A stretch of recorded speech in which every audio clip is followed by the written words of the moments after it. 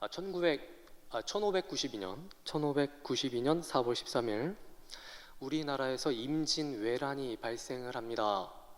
일본은 침략을 한 지 20일 만에 한양을 점령을 했는데 당시 임금이었던 선조는 평양을 거쳐서 의주까지 피난을 갑니다. 나라가 멸국의 위기에 처해 있었는데 이때 나라를 구한 사람은 이순신 장군이었습니다. 이순신 장군은 바다에서 일본과 싸울 때마다 이겼는데 이순신 장군 덕분에 조선은 전열을 가다듬을 수가 있게 되었고 결국 조선은 살아나게 됩니다. 그런데 이순신 장군은 정치적인 모함 때문에 파면을 당하고 투옥을 당하는 등 숱한 고초와 역경을 당합니다. 3번이나 파직을 당했고 2번 백의 종군을 했습니다. 백의 종군은 직책 없이 전쟁터에 나가서 싸우는 것인데 이순신 장군은 임진왜란에서 많은 전공을 세웠지만 전쟁 와중에 2번씩이나 백의 종군을 하게 됩니다. 수군 총사령관인 삼도 수군 통제사에서 일반 병졸로 보직 해임을 당해서 전투에 나가게 된 것인데 이순신 장군이 이런 고초를 당하게 된 것은 일본의 계책 때문이었습니다. 1597년 조선을 다시 침입할 계획을 가지고 있었던 일본군 대장 고니시는 전쟁의 승패가 이순신 제거에 달렸다고 믿게 됩니다. 그래서 첩자를 이용해서 거짓 정보를 흘리는데 이런 거짓 정보를 흘립니다. 일본 장수 가토 기요마사가 어느 날 바다를 건널 것이다. 거짓 정보가 조선의 왕이었던 선조의 귀에까지 들어가게 되고 선조는 이순신에게 바다로 나가 적을 격퇴하라고 명령을 내립니다. 그런데 이순신은 이것을 일본의 계략임을 알아채고 출동을 하지 않습니다. 그러자 선조는 무신이 조정을 가볍게 여기는 습성을 다스리지 않을 수 없다. 마땅히 군법에 따라 율에 따라 죽여야 할 것이라며 이순신을 파직하고 죄를 물으라는 명령을 내립니다. 이 사건으로 이순신은 파직이 되었고 옥에 갇혀 온갖 고초를 겪은 뒤 28일 만에 풀려나 백의 종군을 하게 됩니다. 일본의 술책에 넘어간 조정은 원균에게 삼도 수군 통제사의 직위를 맡기지만 원균은 7,000량 해전에서 대패를 하게 되고 많은 군사들이 죽게 됩니다. 원균이 대패하고 이순신이 다시 삼도 수군 통제사에 다시 임명이 되었고 해전을 치르게 되었는데 그 해전이 바로 많은 분들이 영화로 보시게 된 명량해전입니다. 2014년 7월에 명량이라는 영화가 개봉을 했는데 지금까지 1,700만 명이 보았다고 합니다. 그런데 이 영화가 개봉하고 나서 언론은 이 시대의 리더상에 대해서 재조명을 했습니다. 영화가 개봉하던 해의 4월에 세월호 사건이 터지면서 사람들은 과연 어떤 사람이 이 시대에 맞는 리더인가를 다시 생각하게 되었던 겁니다. 그래서 사람들은 강력한 리더십과 도덕성, 미래에 대한 비전, 현실의 어려움을 타개하는 불굴의 정신을 갖춘 지도자를 원했는데 이 기준에 맞는 사람이 이순신 장군이었기 때문에 많은 사람들이 이 영화를 보면서 이순신 장군과 같은 사람이 지도자가 되었으면 좋겠다라고 하는 바람을 가지게 되었습니다. 성경은 수많은 신앙의 인물들을 기록해 놓고 있는데 저는 여러분에게 수요일마다 계속해서 느헤미야에 대한 이야기를 들려드리고 있습니다. 느헤미야라는 이름이 생소하고 또 페르시아의 관리가 뭐 그렇게 중요한가에 대해서 생각할 수도 있겠지만 제가 이 느헤미야의 말씀을 여러분에게 계속해서 전해드리는 이유가 있습니다. 위기의 공동체를 회복을 시킬 때 공동체 구성원들이 가져야 하는 마음가짐과 또한 자세를 느헤미야라는 인물을 통해서 복합적으로 볼 수가 있기 때문입니다. 오늘 우리가 읽은 말씀에서는 공동체 내부의 갈등의 문제를 해결한 느헤미야가 계속해서 성경의 나머지 부분을 그 성벽의 나머지 부분을 건축하는 모습이 나오고 있습니다. 그런데 문제가 생기지요. 이제 성문에 문짝만 달기만 하면 되는 상황에서 이스라엘의 대적들이 이 성벽 공사가 마무리가 되어 간다라는 소식을 듣게 된 겁니다. 그래서 느헤미야를 죽이고 성벽 공사를 방해할 목적으로 느헤미야를 공격을 하는데, 느헤미야의 대적들은 느헤미야를 공격을 할 때 개인적인 측면으로 공격하기도 하고, 페르시아의 관리라는 점을 이용해서 공격하기도 하고, 신앙인인 점들을 이용해서 공격을 하는 등 다양한 방법을 사용해서 공격을 합니다. 그래서 오늘 이 말씀에 대한 적용점들을 함께 나누면서 우리 사명자가 개인적으로 공격을 받을 때, 또 직장에서 공격을 받을 때, 교회 생활에서 공격을 받을 때 사명자로서의 삶을 점검을 하고 마귀의 공격들을 어떻게 이겨나갈 것인지에 대해서 함께 나누며 은혜를 나누는 시간 되기를 소망합니다. 마귀가 우리 사명자들을 공격할 때 대상으로 삼는 것 중 하나는 우리 자신, 개인적인 측면으로 우리 사명자들을 공격을 합니다. 사명자 개인의 상황들, 기질적인 부분들, 내면의 아픔과 유혹이 찾아올 때 쉽게 넘어지고 실수할 수 있는 부분들을 각양각색의 방법으로 흔들어 댄다라는 것이죠. 먼저 느헤미야의 상황을 좀 보도록 하겠습니다. 성벽 공사가 끝나간다는 소문을 들은 산발락과 도비아와 게셈과 주변의 원수들은 느헤미야에게 전가를 보냅니다. 오노 평지의 한 촌에서 서로 만나자는 것인데, 겉으로 보기에는 이 원수들이 느헤미야에게 화해의 제스처를 취한 것처럼 보입니다. 서로 만나서 이야기하면서 그동안 있었던 앙금들을 풀어버리자는 식으로 만나자고 하는 것처럼 보이긴 하지만 실상은 화해할 생각도 없고 화해를 빙자한 암살을 꾸미는 것입니다. 그래서 느헤미야도 이 제안을 듣자마자 직감적으로 자기가 그곳에 가게 되면 암살당할 것임을 알아차리고 사람을 보내서 자기가 지금 공사 때문에 바쁘니 자긴 갈 수 없다고 그렇게 대답을 합니다. 그런데 이때 산발랏 일당들이 보여준 반응이 예사롭지가 않습니다. 스토킹을 하듯이 무려 4번이나 사람을 보내서 느헤미야에게 만나자는 제안을 한 것입니다. 산발랏 일당들이 이렇게 집요하게 느헤미야에게 사람을 보내는데 아마도 느헤미야는 계속해서 만나자는 이 제안에 심리적인 압박감을 느꼈을 겁니다. 그리고 심리적으로 위축이 되었을 겁니다. 느헤미야를 집요하게 물고 늘어졌던 그 산발랏 일당처럼 마귀도 우리 사명자들을 넘어뜨려서 우리를 망하게 만들고 하나님의 일을 제대로 감당하지 못하도록, 또 마귀의 바람대로 사명자들이 실패하도록 사명자들을 집요하게 물고 늘어집니다. 우리가 하나님의 자녀이긴 하지만 저마다 가지고 있는 약점들이 있습니다. 어떤 분들은 돈이나 권력이나 정욕이나 술이나 도박이나 기타 등등의 유혹에 약합니다. 어떤 분들은 스트레스에 약합니다. 예를 들면 가난으로 인한 스트레스, 가정에서 육아와 양육에 대한 스트레스, 남편과 아내 됨으로써의 그 스트레스, 다른 사람들과 비교함으로써 생겨나는 자존감에 대한 스트레스, 또 직장에 대한 스트레스 등이 있습니다. 또 어떤 분들은 타락한 인간의 본성들을 제대로 제어할 수 있는 힘이 부족하기도 합니다. 예를 들어서 정직하지 못해서 거짓말을 잘한다거나 게으름을 가지고 있다거나 분노를 제어하지 못한다거나 때로는 위선적인 모습을 보이기도 하는 것입니다. 우리가 하나님의 자녀이긴 하지만 아직 완벽하게 성화가 된 것이 아니기 때문에, 또한 아직 타락한 인간 세상 속에 살고 있기 때문에 사명자들에게 개개인별로 찾아오는 마귀의 공격들과 유혹들이 있습니다. 그런데 문제는 아주 집요하게 공격들이 옵니다. 술과 담배를 즐겨 하시는 분들이 하나님의 자녀가 되었을 때, 하나님의 자녀가 된 순간부터 곧바로 술과 담배를 끊기가 쉬울까요? 도박에 빠졌다가 하나님의 자녀가 된 사람이 도박의 유혹을 쉽게 끊어낼 수 있을까요? 하나님을 섬긴다고 말은 하지만 음란에 중독되어 있는 사람이 음란의 유혹에서 쉽게 벗어날 수 있을 것 같습니까? 얼마 전 인터넷 뉴스에 어떤 대형 교회 부목사 이야기가 나왔었습니다.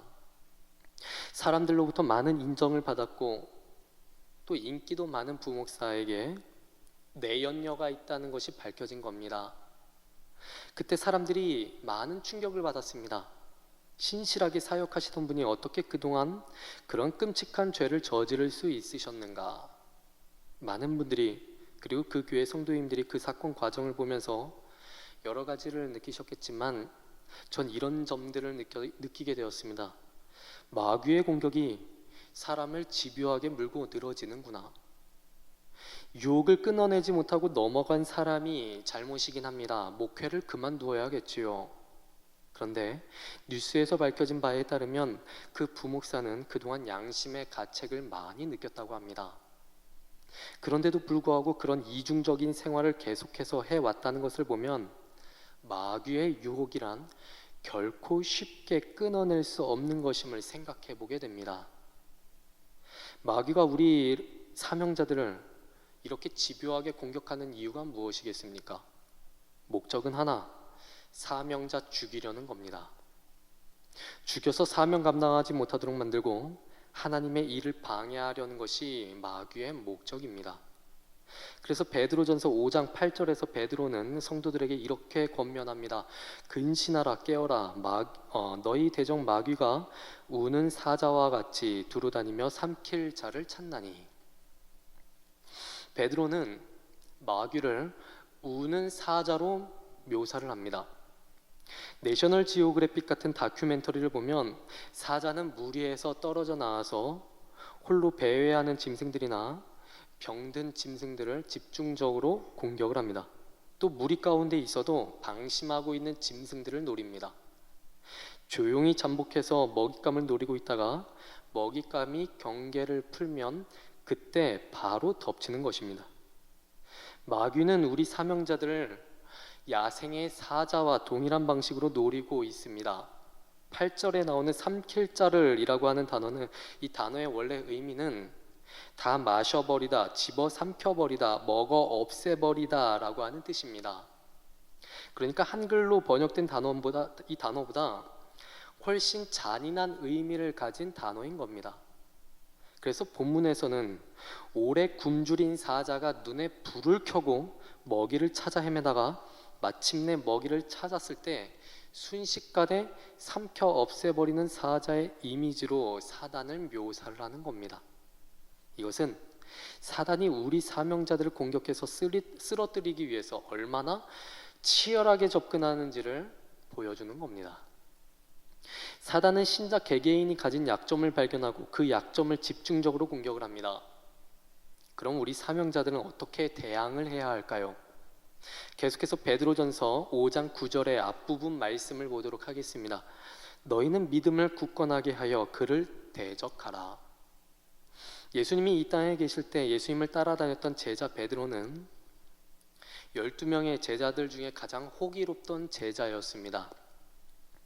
언제나 예수님 곁을 지켰고 예수님 곁에서 모든 이적을 눈으로 보았으며 예수님을 하나님의 아들로 고백하던 그러한 제자였습니다. 그런데 그렇게 훌륭한 믿음이 있어 보였던 베드로였지만 예수님이 잡히시던 날 밤에 예수님을 3번이나 부인을 합니다. 제자들 중에 가장 충성스럽게 보였던 베드로였지만 죽음이라는 두려움 앞에서 베드로는 3번이나 예수님을 모른다고 부인을 했던 겁니다. 그런데 예수님께서는 베드로에게 닥칠 사단의 공격을 미리 아셨습니다.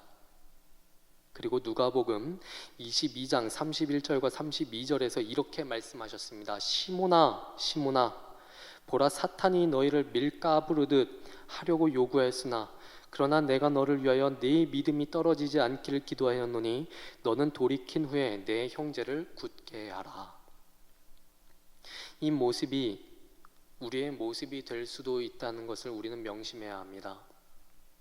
사단의 공격 앞에서, 사단이 주는 유혹과 인간적인 두려움 앞에서 그 누구도 바로 설 수 있다고 장담할 수 없다라는 것을 우리는 반드시 알아야만 합니다.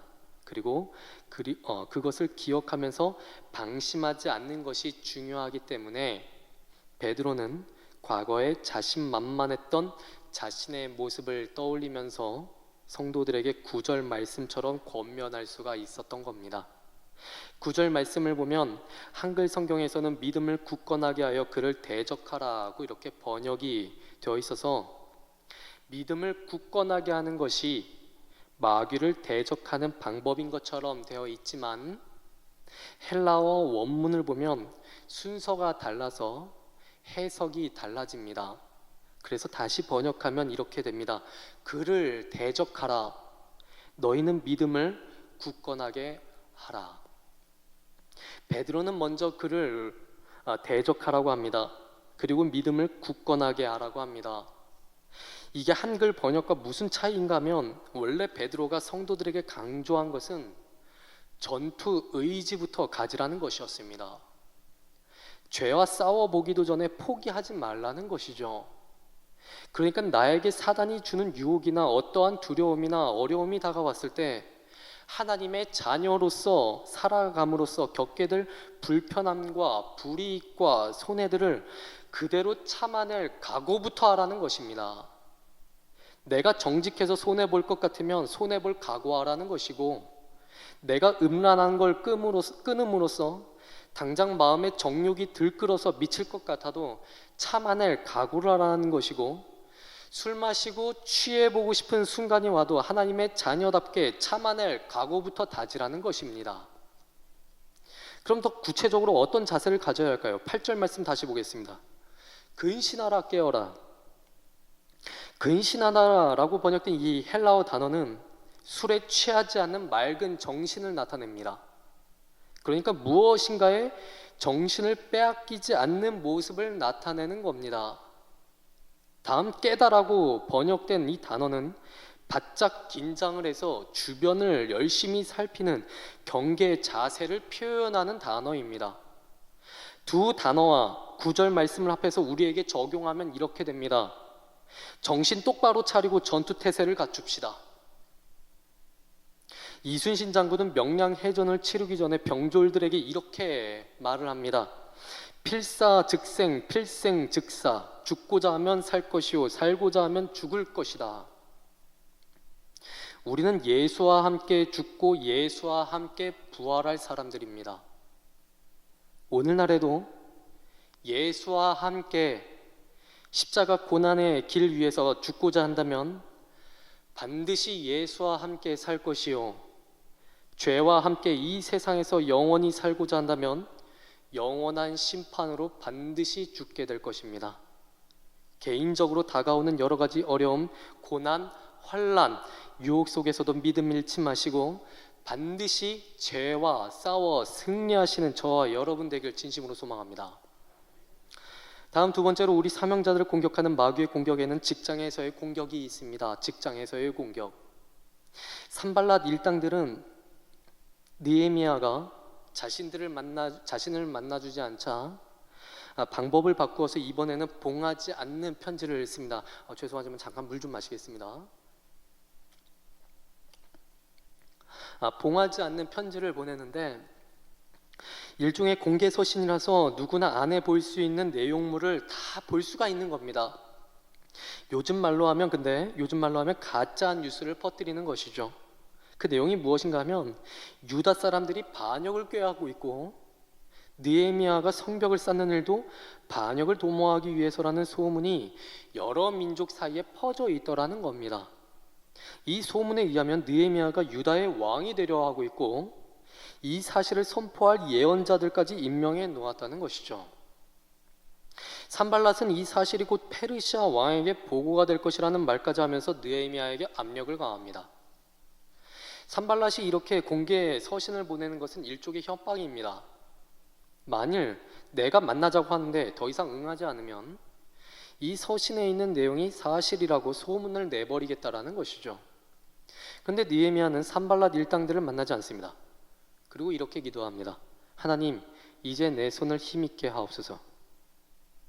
느헤미야는 페르시아의 관리, 즉 공무원으로서 직장에서 해고될 위기뿐만 아니라 사형까지 당할 위기에 처해 있으면서도 사단의 세력에 굴복하지 않았고 위기의 순간에 하나님을 찾는 믿음을 보여주는 믿음의 저력을 보여줍니다. 우리 사명자들도 세상에서 먹고 살아야 하는지라 경제 활동들을 합니다. 어떤 분들은 자영업을 하시고 어떤 분들은 직장에 다니십니다. 이번 메시지에서는 시간 관계상 직장에 다니시는 사명자들만 초점을 맞추어서 이야기를 한번 해보도록 하겠습니다. 직장인 성도님 여러분들 또는 직장인 성도님을 배우자로 두신 분들에게 제가 한번 여쭈어 보겠습니다.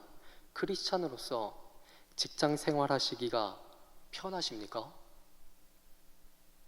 우리 사명자들이 신앙인으로서 정체성을 가지고 사회에서 직장에서 살아가려고 하면 대부분 직장에서 부딪히게 되어 있습니다. 직장에서의 접대 문화라든지 부정직에 대한 문제라든지 내부 비리에 대한 문제라든지 음란함에 대한 문제, 사람들과의 관계에서의 문제, 사이코 같은 상사와의 문제, 개념 없는 후임과의 문제 등 여러 문제가 있습니다. 그런데 사람을 제일 미치게 만드는 것이 무엇인가 하면 제가 겪어본 바에 의하면 모함인 것 같습니다. 하지도 않은 일을 했다고 또는 봤다고 하면서 누명이 씌이는 겁니다. 제가 군대에서 이 일을 겪어봤습니다. 제가 포병 장교였는데 보병연대 연대장님의 화력 참모로 제가 파견 근무를 나간 적이 있었습니다. 그래서 보병 쪽에서 근무하고 있었는데 저랑 병사들이랑 제법 친해서 교회 MT에서 자주 하는 게임인 인디안 밥과 같은 게임을 좀 자주 했었습니다.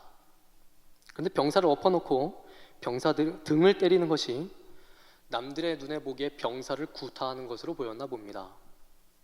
그래서 제가 구타 장교로 소문이 났고 결국 그 부대에서 쫓겨나서 GOP로 가게 되었습니다. 그러던 중에 그게 결국 저를 미워하던 한 대위의 허위 보고였다라는 사실이 나중에 밝혀지게 되었습니다. 그러면 그 대위가 저를 왜 미워했을까요? 그 대위가 저와 같은 중위나 소위들에게 심한 욕설을 자주 해서 제가 중위들 중에 최고참이었기 때문에 제가 대표로 나서서 욕 좀 그만하라고 제가 한마디 했기 때문입니다. 저랑 나이 차이도 2살밖에 나지도 않는데 중소위들한테 욕을 하도 하니까 제가 대표로 말을 했더니 그대로 미움을 사서 제가 모함을 받았었습니다. 제가 모함을 받고 누명을 쓰고 사람들에게 손가락질을 받을 때 솔직한 심정으로는 부대에 있는 총으로 쏴 죽이고 싶었습니다. 제가 장교였기 때문에 총기랑 탄약은 얼마든지 꺼낼 수 있었기 때문에 불가능한 일도 아니었습니다. 제가 너무 화가 나서 부들부들 떨고 있으니까 저희 작전과장님께서 제 선임에게 이렇게 말씀을 하셨습니다. 제 사고 칠 것 같으니까 소주 먹이고 빨리 재워라. 제가 그때 난생 처음으로 소주를 마셔봤습니다. 직장인이신 성도님 중에 직장에서 억울하게 누명 써보신 분 혹시 계십니까? 또는 직장에서 크리스찬이라는 이유 때문에 어이없는 일을 당해본 적 있으십니까? 만약 그런 분이 계시다면 믿음으로 인내하기 쉬우시던가요? 아직 그런 일을 당해보시지 않으신 분들은 어떻습니까? 감당하실 수 있으시겠습니까? 신앙인답게 믿음으로 승리할 수 있다고 생각을 하십니까? 정말 어렵습니다. 어렵다는 말로밖에 표현할 수 없을 정도로 어렵습니다. 그런데 이겨내야 한답니다. 사명을 위해서 인간적인 반응을 묻어두고 느헤미야처럼 참아내야 한다고 합니다. 옛날 중국 한나라 때 한신이라는 사람이 있었습니다. 이 사람은 한나라 고조 유방의 항우를 이기고 천하를 제패하도록 도운 3사람의 참모 중 하나였는데 이 사람은 젊었을 적에 하는 일 없이 밥이나 빌어먹고 다니는 한량이었다고 합니다. 그런데 가슴에 품은 뜻은 커서 늘 커다란 칼을 차고 돌아다녔는데 그 모습을 본 동네 사람이 이렇게 말을 했습니다. 죽음이 두렵지 않다면 그 검으로 나를 찌르시오. 하지만 죽음이 두렵다면 내 다리 밑으로 지나가시오. 그러자 한신은 그 사람을 한참이나 쳐다보고 있다가 몸을 구부려 그의 바지가랑이 밑으로 기어서 지나갔습니다. 그 모습을 본 사람들은 모두 한신을 비웃으면서 한신을 겁쟁이라고 놀렸습니다. 그러나 한신은 나중에 능력을 인정받고 한나라의 무장이 되어서 결국 유방이 천하를 제패하는 데 큰 역할을 합니다. 여기에서 나온 한자 성어가 있는데 과하지옥이라는 단어입니다. 이 말은 다리 사이로 욕되게 하다라는 뜻인데, 마음에 큰 뜻을 품은 사람은 작은 부끄러움, 당장의 분함을 참고 감수한다는 말입니다. 직장에서 생활하다 보면 하나님의 자녀로서 살아가시는 것 쉽지 않지만, 그럼에도 불구하고 과하지옥의 자세가 우리와 같은 사명자들에게 필요할 것 같습니다. 왜냐하면 예수님도 그렇게 하셨기 때문이랍니다. 히브리서 12장 1절부터 3절 말씀을 제가 봉독해 올리도록 하겠습니다. 이러므로 우리에게 구름같이 둘러싼 허다한 증인들이 있으니 모든 무거운 것과 얽매이기 쉬운 죄를 벗어버리고 인내로써 우리 앞에 당한 경주를 하며 믿음의 주요 또 온전하게 하신 예수를 바라보자.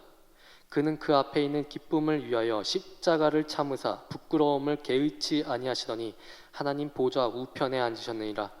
너희가 피곤하여 낙심하지 않기 위하여 죄인들이 이같이 자기에게 거역한 일을 참으신 이를 생각하라. 인간의 죄가 예수님께는 십자가의 부끄러움이 되셨답니다. 그러나 예수님은 그런 십자가의 부끄러움을 참으시고 영광스럽게 되셨다고 합니다. 직장에서 느헤미야처럼 참고 견디고 신앙인답게 살아가는 것이 어렵고, 때론 직장에서 해고되지 않을까, 나와 내 가족들이 굶어 죽는 것은 아닐까 염려하고 걱정되고 밤잠을 이루지 못할 만큼 근심이 되어도, 성경은 우리에게 예수님의 모습을 따라 과하지옥의 자세를 가지라고 합니다. 지금 이 자리에 앉아 계실 일터의 사명자분들을 응원합니다. 직장에서 사명자답게 살아가실 때 닥치는 모든 어려움들을 주 예수를 기억함으로 때론 눈물 나게 아파도 참고 견디시어 하나님을 기쁘시게 하는 일터의 사명자, 일터의 선교자가 되시길 진심으로 축복합니다. 오늘 마지막으로 나누실 메시지는 우리 사명자들을 공격하는 마귀의 공격에는 교회에서의 공격도 있다는 겁니다. 10절부터 14절까지의 말씀을 보면 스마야라고 하는 사람이 나옵니다. 이 사람이 느헤미야서에서 갑자기 등장하고 있기 때문에 스마야란 사람이 누군지 전혀 알 수 없지만, 이 스마야는 산발랏 일당이 보낸 자가 밤에 죽이러 올 터이니 느헤미야에게 성전 외소로 피해서 문을 닫고 숨자고 제안을 합니다. 그런데 느헤미야는 다음과 같은 이유로 이 제안을 거절을 합니다. 첫째, 총독이라는 느헤미야의 사회적 위치로 보아서 자기가 도망치는 것은 백성들의 지도자로서 체면을 떨어뜨리는 것이기 때문에 난 도망가지 않겠다는 겁니다. 둘째는 제사장의 신분이 아닌 자신의 위치를 알고 있었기 때문입니다. 성전의 외소는 대제사장이 1년에 딱 한 차례만 출입할 수 있는 지성소와 연결되어 있는 성소를 뜻합니다. 이곳에는 떡상과 분향단과 금등대 등이 설치되어 있고, 제사장이 매일 드나들면서 등대에 불을 점검하고 안식일 그 전날에는 떡상의 진설병을 교환하게 되어 있었습니다. 그런데 이곳에 아무나 들어갈 수 있는 것이 아닙니다. 제사장만이 들어갈 수 있는 것이죠. 그런데 만약에 느헤미야가 이곳에 들어간다면 어떤 일이 벌어질까요? 성경의 율법에는 제사장만이 들어갈 수 있는 곳에 다른 사람이 들어가면 반드시 죽을 것이다 라고 말씀하고 있습니다. 그런데 만약 느헤미야가 이곳에 들어가게 되면 느헤미야는 대적의 손에 죽는 것이 아니라 하나님의 손에 죽을 수도 있었고, 또는 사람의 손에 죽을 수도 있었습니다. 만약 죽지 않더라도 이스라엘 사람으로서 율법을 어겼다는 비난을 피할 수는 없었을 겁니다. 그래서 느헤미야는 스마야의 말을 듣고 그 제안을 거절하는데, 곧이어 스마야의 말들이 하나님께서 주신 말씀이 아니었다라는 것을 깨닫게 됩니다. 그 대신 산발락과 도비아에게 뇌물을 받고 엉터리 예언을 했음을 깨닫게 됩니다. 스마야는 느헤미야와 같은 이스라엘 사람이고, 게다가 성전으로 피하자는 이야기를 하는 것을 보면 아마 제사장 중에 한 사람이었을 것이다 라고 생각이 되는데, 이런 종교 지도자가 뇌물을 받고 하나님을 이용해서 사람을 위험에 빠뜨렸던 것은 느헤미야에게 큰 충격을 주었을 겁니다. 왜냐하면 제사장도 아닌 평신도인 자신은 이스라엘의 부흥을 위해서 월급도 받지 않고 죽을 힘을 다하여서 열심히 일을 하는데, 제사장은 이스라엘의 원수들에게서 뇌물을 받고 오히려 헌신하는 평신도를 위험에 빠뜨리려 하고 있으니까 말입니다. 그런데 교회 안에서도 사단은 우리 사명자들을 이런 식으로 공격을 합니다. 교회에서 신앙생활하면서 사명 감당하고 일주일을 살아갈 영적인 힘을 공급받고 사회로 나가야 하는데, 사단은 때때로 사람을 자극해서 마귀짓하게 만들고 그렇게 사명자들을 힘들게 만들 때도 있습니다. 그럼 사단은 어떤 유형으로 교회 안에서 우리 사명자들을 공격을 할까요? 또는 괴롭힐까요? 교회 아닌데도 거짓말하는 사람들 있지 않습니까? 교회 아닌데도 모함하는 사람들 있지 않습니까? 교회 아닌데도 유언비어 퍼뜨리는 사람 있지 않습니까? 교회 아닌데도 이익에 따라 움직이는 사람들 있지 않습니까? 교회에 문제가 생기면 그동안 교회 내에 숨어있던 가라지들이 여기저기서 나타나게 됩니다. 그리고 대부분 가라지들은 두 가지로 나누게 됩니다. 하나는 이 사태가 나에게 무슨 유익을 가져다 줄 것인가, 또 다른 하나는 나는 누구와 더 친분이 있는가. 이 두 가지 사이에는 진리란 없습니다. 또 기준점이란 없습니다. 그저 인간의 욕심에 따라 가라지들은 움직일 뿐입니다. 교회 아니라고 할지라도 사명자들을 공격하는 사단의 도구들이 있음을 꼭 기억하시기 바랍니다. 성경에 보면 이런 비슷한 일이 있습니다. 사무엘상 1장에 나오는 한나와 브닌나에 대한 이야기입니다. 에브라임 지파에 엘가나라는 사람이 있었는데 그 사람에게는 아내가 둘이 있었다고 합니다. 한 사람의 이름은 한나라고 하고 한 사람의 이름은 브닌나라고 하는데, 한나에게는 자식이 없었고 브닌나에게는 자식이 있었다고 합니다. 그런데 남편이 꽤 신실한 사람이라 영적인 암을 끼었던 사사시대에서도 매년마다 하나님께 예배하러 성소가 있는 그 실로에 올라가서 예배를 드리는데, 제사를 드리고 나서 남는 재물을 나눌 때 한나와 브닌나에게 나누어 주어야 할 몫을 나누어 주었답니다. 브닌나에게는 브닌나의 것과 자식의 것들을 나누어 주었겠지만 한나에게는 갑절을 주었다고 합니다. 그러나 70인경이라는 사본에 보면은 갑절을 주었다는 것으로 기록된 것이 아니라 오히려 이렇게 기록을 합니다. 그러나 엘가나는 한나를 사랑하면서도 그에게는 한 몫밖에 줄 수 없었다. 한나에게는 자식이 없었기 때문에 한나의 몫만 줄 수밖에 없었던 겁니다. 한나에게는 남편으로부터 받는 고기의 양이 중요한 게 아니었습니다. 한나는 브닌나로부터 자식이 없었다는 것을 가지고 괴롭힘을 당하고 있었던 겁니다. 그런데 이 일이 언제 일어났는가 하면 예배를 드리러 왔을 때, 그리고 화목제를 드린 직후에 벌어졌습니다. 현대식으로 말씀을 드리면 교회에 와서 예배 드린 직후에 한나의 마음이 찢어지는 일들이 발생을 했다라는 것입니다. 교회 안에도 브닌나 같은 개념 없는 인간들이 있고 스마야 같은 간사한 인간들이 있습니다. 그리고 그런 인간들이 모여서 사명자들을 힘들게 만듭니다. 그런 사명자들은 어떻게 해야 할까요? 무조건 싸워야 할까요? 사명자는 행동의 기준을 잡아야 합니다. 그 사람하고 다툴지 말지는 그 다음 일입니다. 먼저 자기 자신이 기준을 잡고 자기부터 흔들리지 말아야 되는 것이죠. 한나가 인간적인 해결책을 가졌다면 브닌나의 머리끄덩이부터 잡았어야 했습니다. 느헤미야가 인간적인 해결책을 생각했더라면 총독의 지위를 이용을 해서 뇌물을 먹은 스마야를 매국노로 규정을 하고 정의의 칼날을 받아라 하면서 죽여버렸을 수도 있었습니다. 그런데 한나와 느헤미야는 단지 기도만 합니다. 사명자가 가슴 답답한 순간에 기도한다는 것은 어떤 의미가 있겠습니까? 자신의 상황을 하나님께 맡긴다는 뜻이고 하나님의 주권, 하나님의 일하심을 믿는다는 것입니다. 교회 잘 다니고 예배 열심히 드리고 교회 봉사 열심히 해도 사명자들을 괴롭히는 사단의 공격들은 계속해서 이어질 겁니다. 그러나 하나님을 의지하고 기준을 하나님께 두는 사람은 하나님께서 반석되어 주시고 하나님이 구원되어 주시고 하나님이 요새가 되어 주실 것입니다. 이 사실의 위로를 얻으시고 위기의 모든 순간마다 하나님만 바라보시는 사명자들로 살아가시길 축복합니다. 마지막으로 시편 62편 1절부터 8절에 있는 말씀을 제가 봉독하고 설교를 마치도록 하겠습니다.